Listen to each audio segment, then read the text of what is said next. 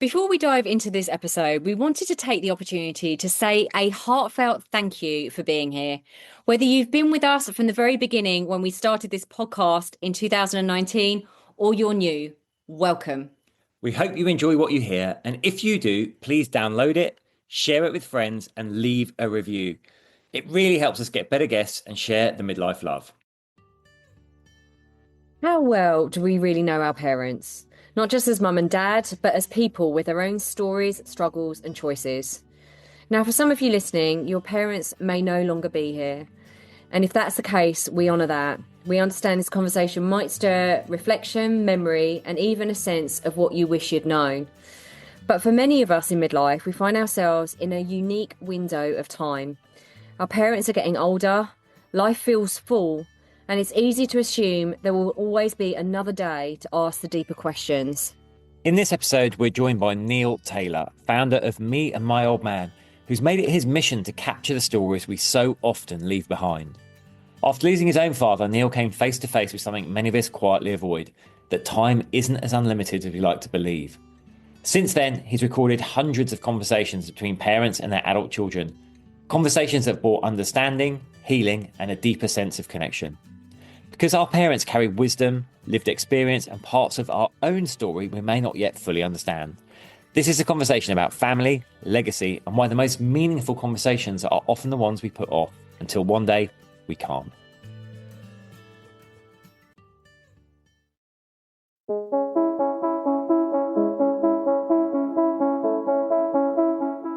Hi, I'm James Davis. And I'm Claire Davis. We're the Midlife Mentors, here to lift the lid on how to achieve health and happiness. The balanced, no-nonsense way.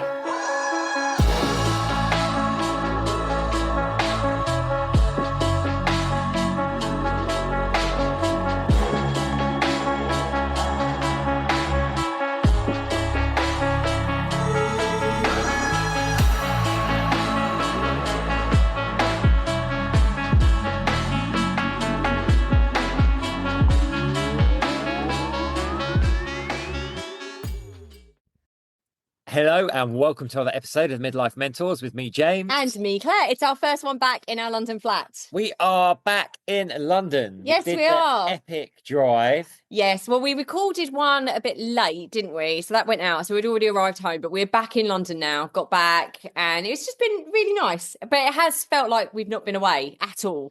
I thought 5 months might feel like quite a long time away, but it hasn't at all. It's a very strange thing with memory and time. And actually, this is something I want to do an episode on, Claire. I talked to you about this. Yeah, there's more research suggesting that we're less good, less capable of retaining our memories now because of the devices and tech in our lives. But anyway, I digress. You've forgotten what a big. No, I haven't. It's like we were having this conversation. Like, if you told me that we hadn't been to Ibiza at all, or we popped for the weekend and came back, I could believe it. It feels like a bit of a hazy dream now. And I think coming back to somewhere that you live and is very familiar is very comforting, but also it's a bit discombobulating that like, oh, I've been away for 5 months, but it's all still exactly the same. Yeah, all the same faces in the gym this morning. I was like, oh, has it really been 5 months? I'm like, yeah, it has. But it is nice to be back, going to the pub, seeing people we know. Yeah, getting out there. Like I've got a busy week of meetings coming up, going into the city. So that's exciting. Ibiza was great, I think, for renewal and relaxation. Yeah. Now it's time to go again. Now it's time to go as spring comes. Good time.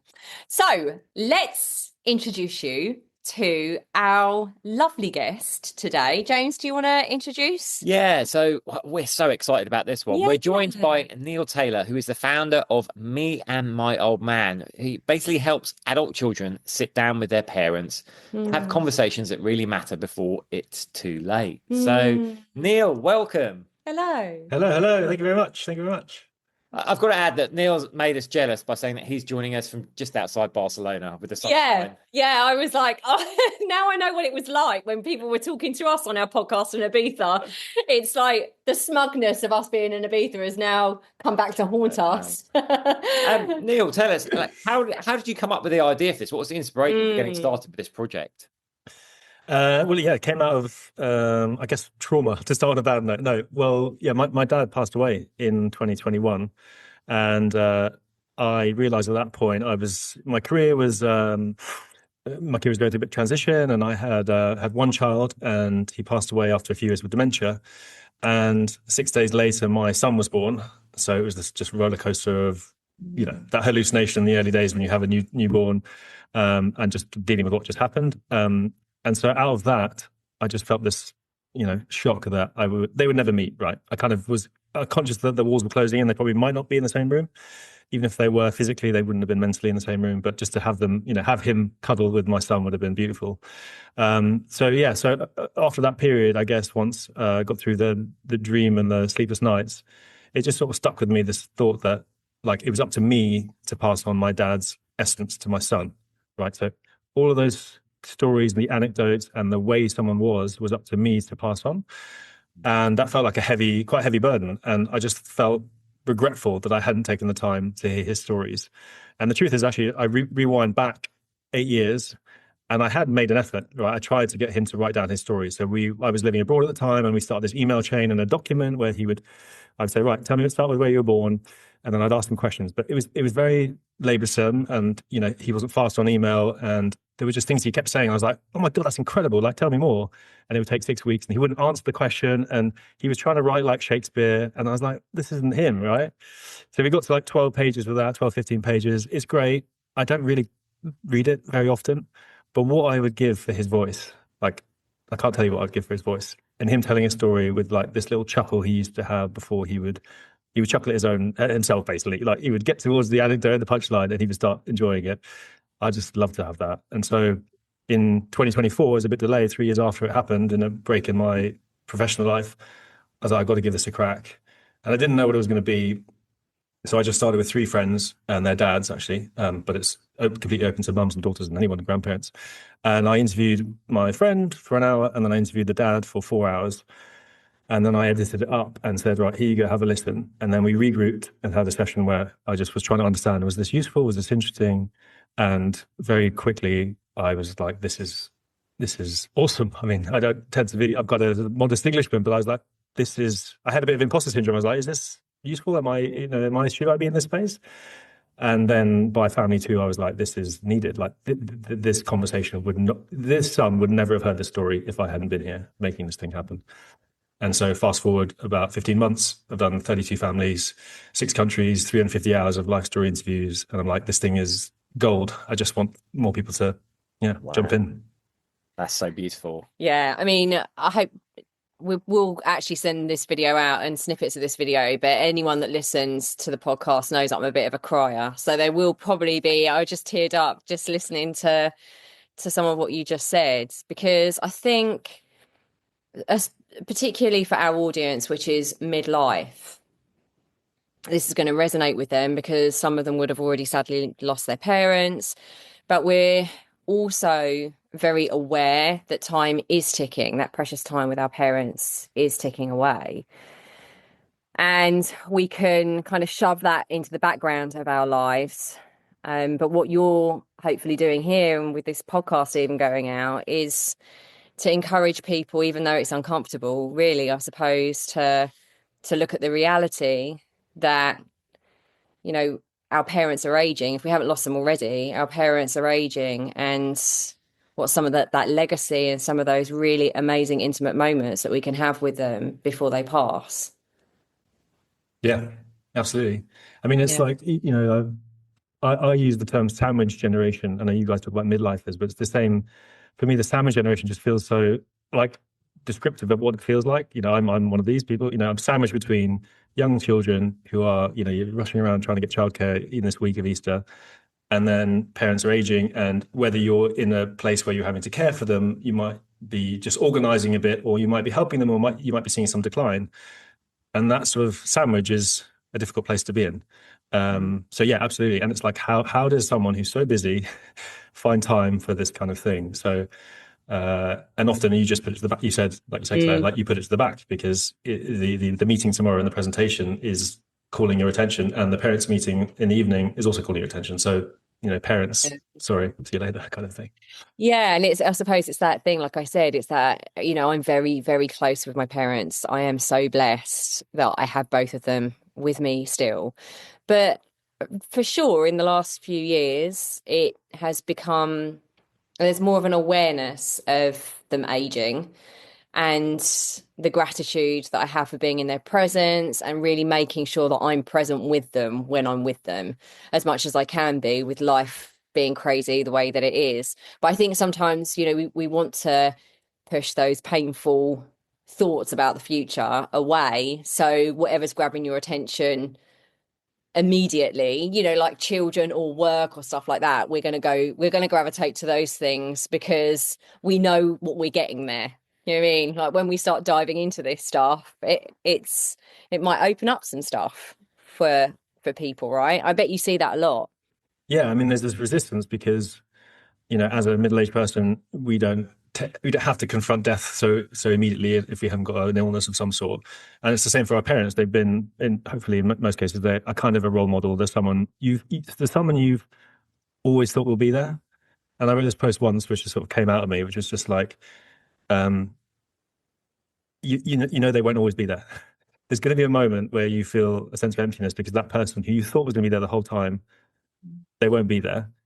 And so if you know that, if you can kind of put that thought to the front of your mind, what would you do differently? Like, what questions would you ask them? How would you spend next weekend? How would you spend Friday morning? Would you maybe give them a call and just have no agenda and just say, ask a different question, not just how are you and get into the weather, but be like, hey, man, I was just thinking, I'm 40 now. And when you were 40, you lived in, and we were this age. Like, was that, was that difficult? Or, how did you find that?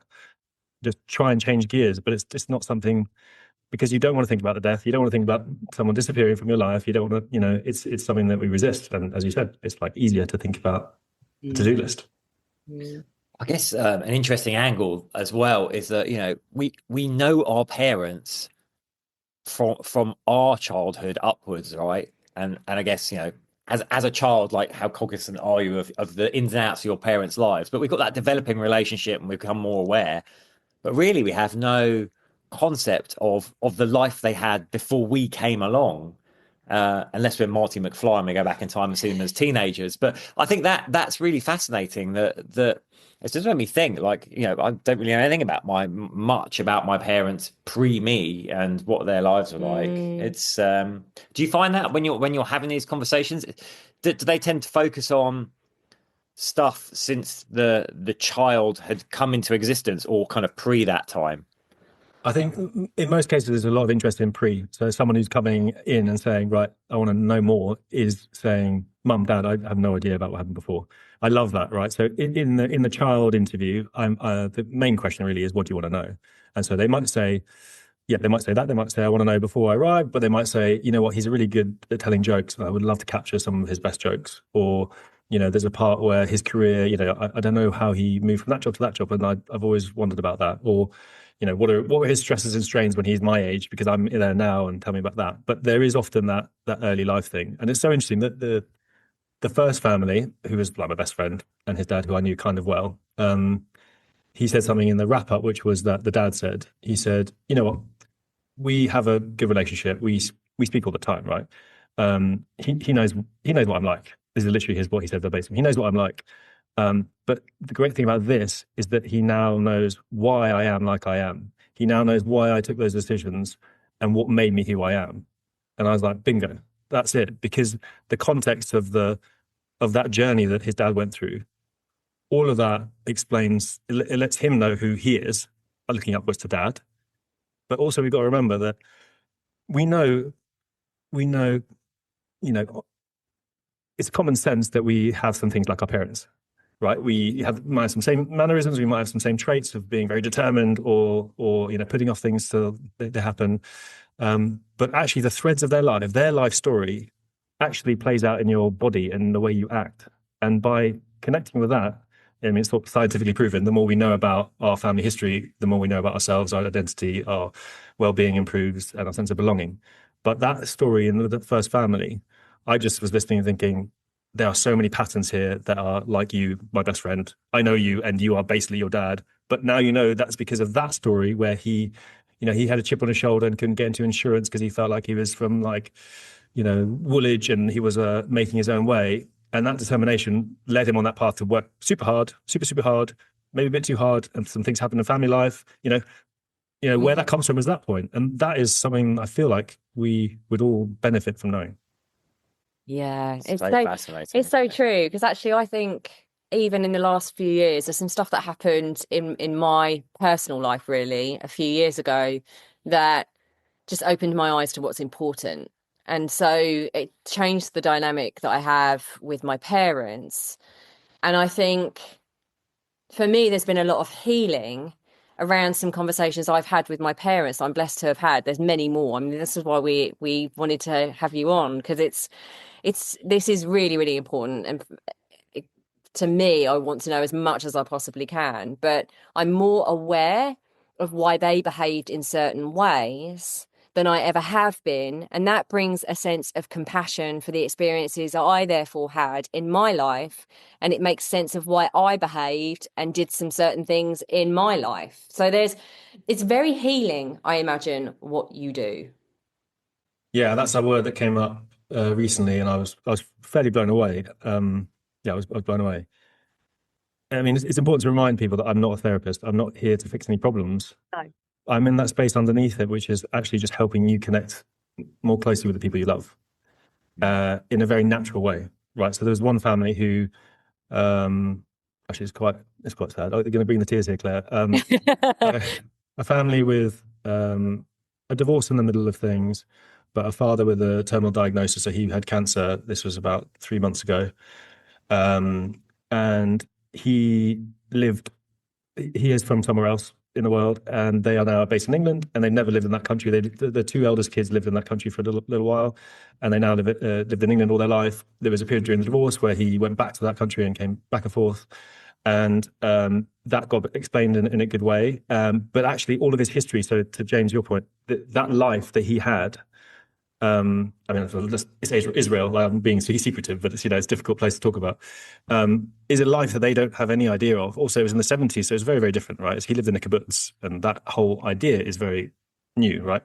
And so, for that family to feel close to that idea of what Dad was and where he came from, I think led to a lot of understanding. And not that we went into the mechanics of the separation and things. I think they were able to see his life and how it affected him and why he is like he is. Again, why he is like he is. And so one of the daughters used that word healing. She says it's given us a lot of healing because it's connected them to the place that they felt distance from, and they had to not mention where they were from, and kind of it was just hidden because it's a difficult, it's a complex place to be from. But it allowed them to connect to the motherland, as it were. They went and visited back. They went and visited back since the experience. He couldn't make it because he was not well. So that connects them to, some of the kids spoke Hebrew for the first 6 years of their life and then never spoke a word since. So it's like, how would they have ever made that happen? So they visited back without him. And then here we go. Unfortunately, he passed away like 6 weeks ago. And I think for me, I was like, I just felt pleased that I could have been a part of making that happen. Yeah. Do you get really emotional when you're doing things? I can't look at the camera as I'm talking. Yeah. No. It's all good. I mean, like we're both quite emotional people, so you're in good company. But it must be quite heavy on you because obviously, yeah, it's like you're not the therapist, but you're interviewing, you're hearing these stories, and you wouldn't be doing this if you hadn't been impacted in your own life by what happened with your dad. And you're obviously a very compassionate person to be doing this in the first place. So you must really feel these things. Yeah. Yeah, I bumped into a friend in the cafe the other day, and she was like, "Are you getting a therapist for all the stuff you're doing?" It's not all that. It's not all deep. Like, it's all, again, it's about stories, not skeletons, is another phrase I use. Obviously, things come up, and yeah, it is affecting, and I have to go for a nice little walk afterwards. But, like this case, I'm just so glad I'm doing it. Like this one, I was just like, I'm so glad that I played a role, and such a lovely family. And there's another one, like it was 3 days ago, and he was in the wrap-up session, and the dad, great storyteller, lovely storyteller. He was in advertising and, worked with Steve Jobs and yada, yada, yada. But in the last session, I think his kids know he loves them. But he said, again, almost verbatim, what I got from this experience was, he goes, I thought I couldn't love my children anymore. But after this, I feel even closer to them.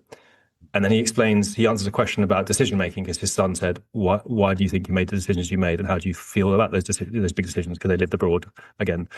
And he basically told the story that at a certain point he was rudderless and he divorced for the first time. He got remarried to their mum.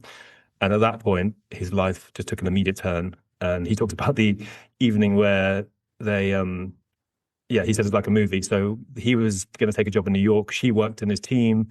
And he said, I thought she worked for me, but in fact, she was in love with me. And he goes, and then we sat in this restaurant, and as he was, as they're putting the tables on the chairs, it was just me and her. And, she asked me this question, which I'd never thought about, which was, what do you want from your life? And so he said, I want 3 kids. And he goes, and there they are sitting right in front of me on the record, on the session. Oh, wow. Yeah, it was just beautiful. And then he talked about his decision making. He said, from that point onwards, my decisions were taken by 2 things: how to, keep my career going and what was best for my children. And I just thought, that's awesome. I would love to have that in my pocket to listen to anytime I wanted. That's amazing. Yeah. Have you had anything like really surprising come up that kids have been really shocked or surprised, like on a positive side of things? That you could tell us. Like stuff their parents have done in the that past? You could actually share. Good question. They're sort of smoking weed and stuff like, oh, I didn't know you smoked weed. And that's quite nice. Because when a parent talks to me, again, this is like when I had the imposter syndrome at the beginning, I thought, well, why can't someone just ask their own parent? But it's difficult. And it's difficult because of, underneath it is a bit like, hey, mum, you haven't got long left. Can I ask some questions? That sometimes is in there. Then there's this thing I wanted to say earlier, which is about guilt. Like we feel like we should know things. Like, I don't know, like you know a lot, but you probably, sometimes you feel like you should know that thing, so you don't ask the question. Yes. And obviously that's crap, because ask the question and get the information. But there are some of these dynamics because that person has always been, the adult to you. I know that changes as you come to midlife and they get older and you almost parent them in a way sometimes. What was your question? You were saying surprising things. So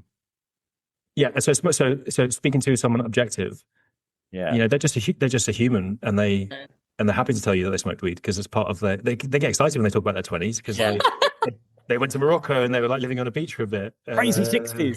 Yeah.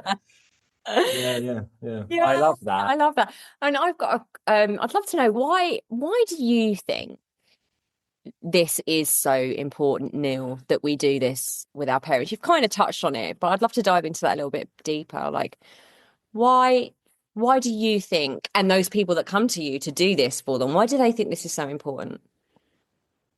Well, I think for this audience, your audience, my audience, it's, I think we come to this point in life where we start to ask some bigger questions about things, right? We've coasted through the 20s. We've probably followed what we thought was deemed necessary for us to do. We might have gone to university, we might have started that job, gone into a career, whatever the thing is, probably led by cultural and social norms about what should be done. In the 30s, we start to reassess a little bit, probably trying to find a life partner, maybe not, and sort of settling a little bit. And then you get into your 40s and you think, oh crap, okay, I'm here now. What is this it?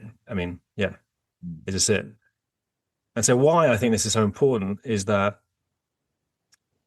in that fuzziness, in that, difficult area that we are in, we often look for guidance. So we might find a outstanding entrepreneur and be like, I'm going to follow this person. They've got great tips. Oh, I'm going to follow this. You want to work harder. You might follow a parenting guide. You might find coaches like you guys, and all these things are great and positive. And then you might be reading a lot. You might read a biography of someone who's inspiring. But why don't you connect with the life story of the person who brought you up? Like, there's so much wisdom there. And it's also deeper about who you are, where you come from, your place in the world. And I think the lessons and learnings and insights can be so much more personal and effective. Like you were saying earlier, like if they messed up in their 40s, you give them a bit of slack and you feel that empathy and compassion for that person who's your mum and you love them. And you can also give yourself a break and be like, okay, yeah, they didn't really know what they were doing either. Like this guy, he was a high-flying, whatever, advertising exec. He said he was rudderless and he was probably at a high level, but already by then. And to hear that, I think is very useful because you can just put your own struggles into context and kind of just give yourself a break. So it kind of goes back to where the science is. It's like, the more family storytelling around the dinner table leads to increased emotional well-being, sense of belonging, and identity. And that applies when you're 6 years old and when you're 46 years old. I love that. I love that. So what's the process? Yes, I was You going to kind of ask. touched on that. Do you ask the children first, kind of like what questions they want answered? You mentioned you interview the children, then you interview the parents. Just that kind of maybe break it down a little bit. Yeah, sure. So we have an onboarding call, which is quite fun. It's just to get the family excited. So that's where we just do all the scheduling and explain and answer any questions and the apprehensions that the parents might have, because often it comes from the 40-year-old, the midlifer. And after that, I have a little bit of homework for the kids. So they just have to, well, I send them both, parent and child, adult child, a reflection guide. So this is full of prompts. So a load of questions in different areas to get them thinking. So the important thing is the child there is going for a walk and thinking about mum in a different way or dad in a different way. I give them 5 questions to send me beforehand, and I use that as a bit of an agenda. And it is, the one question is like, what do you want to know? But I've realized I've evolved it because I had one daughter who called after listening back to her session, and she said, oh, it sounds a bit arrogant, but I know it was me talking, but it was really nice to hear me talk about my dad because I really admire him and I think he's awesome. And that was just a really nice experience. So that made me realize actually in that session, there's a lot of let's flesh out some core memories and like ways you see them. And yeah, tell me a bit about their potted history. So I have some hooks and understanding of what that is. But let's use this time for you to like talk about one person for 1 hour, which never happens, let alone someone you love. So yeah, I would do the kids in that sort of phase. So if it's all the siblings, again, let's get to siblings because that's a really interesting thing as well. And then come on to the parent. And actually now I do 3 2-hour sessions. I don't give the parent any homework because I don't want to put any pressure on them. But again, they've been given all these prompts and thoughts. And some of them are, well, they're mainly based around each life stage. So really going back into the day you were born and your parents and your grandparents, which again is amazing things to hear. Like, Claire, if you think about, your mum well, but do you know your mum's mum well? Yeah. You have your relationship with her as a grandma and a grandpa, but what was their relationship like? How did that, how does that play out for her? How does that impact how she is? So the parent sessions are 3 open-ended. They're 6 hours because I want to give them the space to go down a little road and discover something new. And it's so beautiful when, one question I have is, which always is a good one, is tell me about your family home when you were 6 years old. And I say to them, right, stand at the front door. Tell me, what can you see? What can you hear? What does it smell like? Use your 5 senses. And the level of description you can get from that question is incredible. So they will tell you about the roses on the side of the door, how every time, and the mom was like, that's actually my first memory, I think, the roses on the outside of my house. And she walks in, she goes, it was always cold, very cold. And then you hear about the coal fires because they didn't have heating. Or the bathtub in the kitchen, someone said, which they had and they put to eat on top of it with a door, I think, or just a plank of wood, and then they take it off and have a bath. Yeah. But yeah, and then talk about their family home in a way which their children would never have heard, I don't think. So then the 3 sessions are open-ended. Towards the middle of the 3rd one, I then have these reflection questions, which are a bit more, is there a moment in your life where you thought it all gone to crap and you didn't know what to do? What did you worry about in your 40s that you wished you didn't? These kinds of great questions. And then there's a surprise that I never tell anyone, so I won't tell you that. But it's fun, basically. There's the hit. Yeah. And then after that parent stage, I share it all back. It's all edited. Sounds like the best podcast you've ever heard, like transitions and music. It's just flowing and smooth. And people just say how soothing it is. So that's my sort of brand is warm cocoa by a fire. Just sit back and go for a walk the dog, go for a long journey.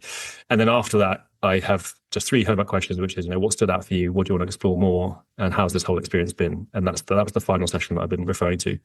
And that gets added to this audiobook. So they have, 8 to 10 chapters of this audiobook they can have forever on their phone. But in addition, that's what you get in your hands. But what you get, like, it sounds a bit cheesy, but what you get in your heart is this transformation. And I'm only saying this because I didn't go in with this as the plan, but this is what's been fed back to me is like siblings feeling closer, saying that this is a relationship, there's a connection we have now that we never had. And there's things, obviously parent to child, which is, I now know why he did that, and I feel closer to him. And what that example of what he said about his children, he never felt closer. So yeah, I'm blown away by some of the impact it's having. Wow. So that's the kind of physical thing, even though it's an audio book, but like that's the kind of thing that they walk away with. But yeah, I mean That's the brilliant. transformation Yeah. and that yeah, because well you don't have siblings, you're an only child, but I always say about my brother and I, like we have such different narratives around our childhoods. We couldn't be more like chalk and cheese, my brother and I, but we were brought up by the same parents exactly the same, and yet we are so different. So I've always kind of wanted to explore why that is, because I often say to James, like, why are we so different? Like, I adore my brother to pieces. I know he adores me as well, but like, yeah, completely Mm. different experiences of growing up and then what we went on to do with our lives. Mm. It's very cool. I mean, I don't know the age gap. What's the age gap between you two? 4 years, nearly 4 years. So I had one that was three siblings. They live in across the world: France, Canada, UK.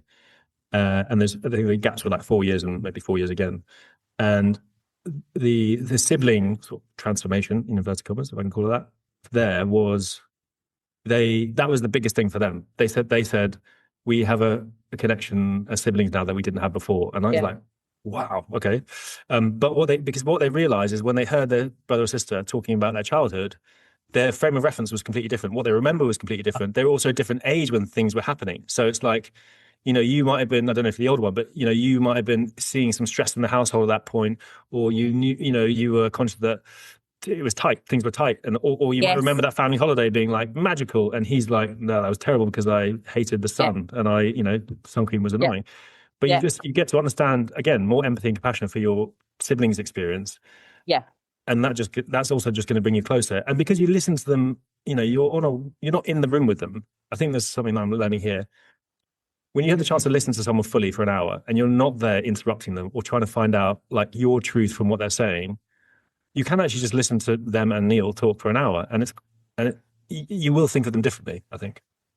Yeah. Well, That it's so makes funny, sense. isn't it? Like we always want we've got our own lens on it, but when you're just listening to something, you're just taking that in, like you say, without feeling like you want to get something from it yourself or projecting yourself onto it. You can't project yourself onto it because you're just taking it in Yeah, auditory. yeah. And Oh, there was one as I in the early days when I've improved a lot of how I'm not doing that as an interviewer. But there was the fourth family. It was interesting. So the dad, I knew them as sort of family, extended family.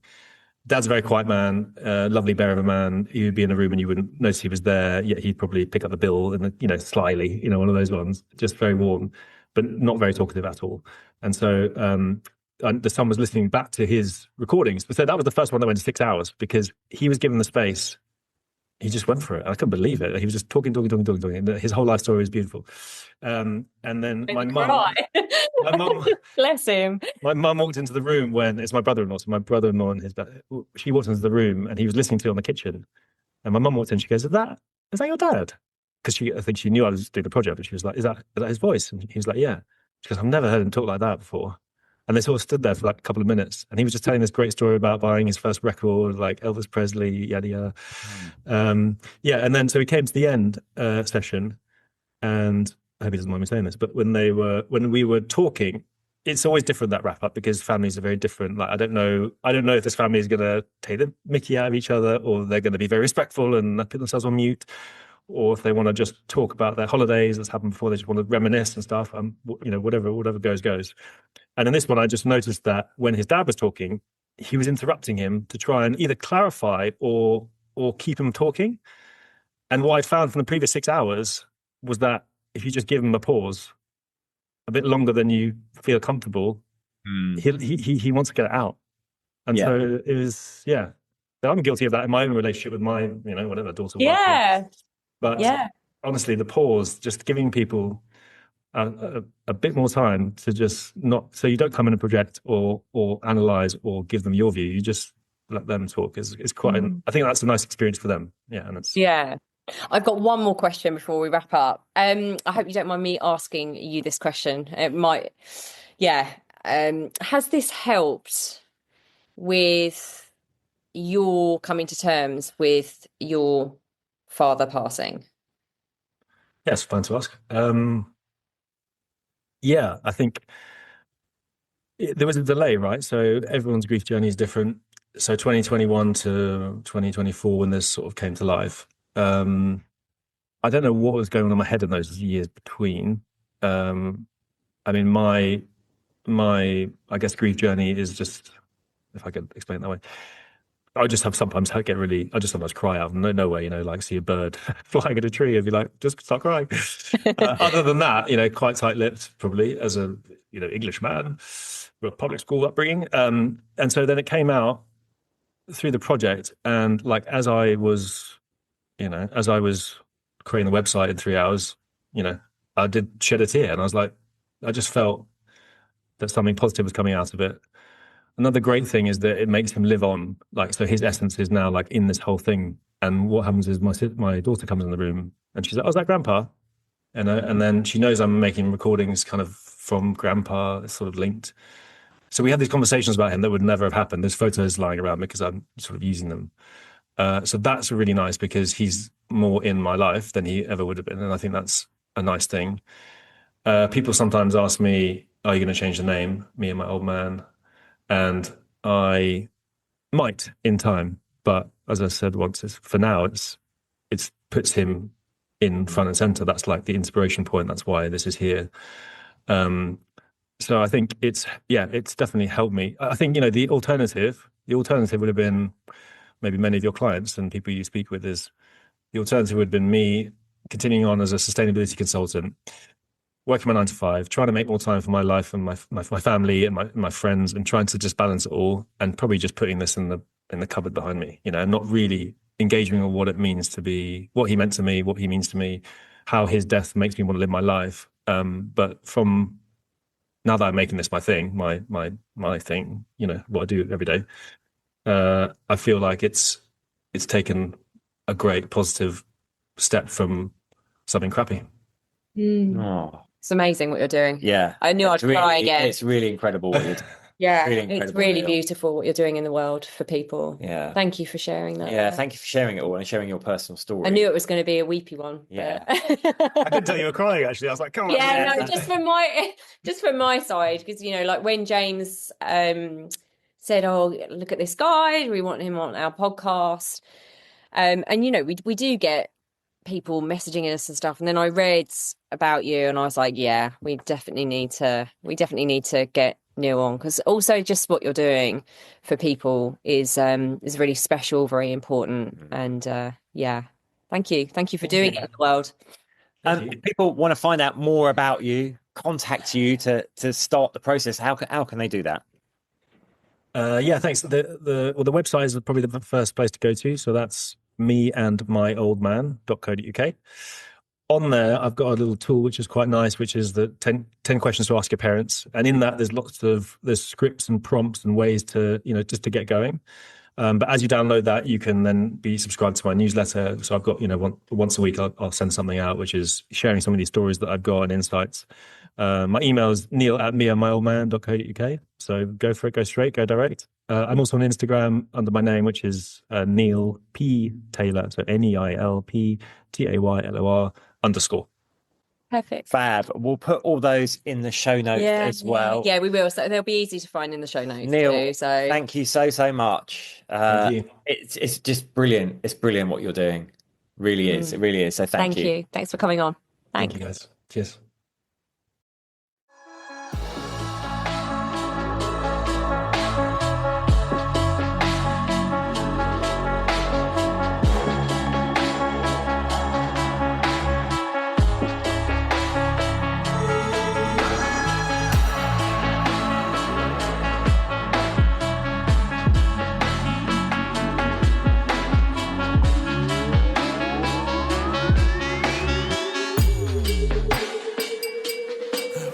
Yeah. You've been listening to the Midlife Mentors with Claire and James Davis. We'd love to hear from you. So drop us a line at info@themidlifementors.com with any questions or topic suggestions. And make sure you join us on our Facebook page and YouTube channel. You can find us under the Midlife Mentors. Yeah.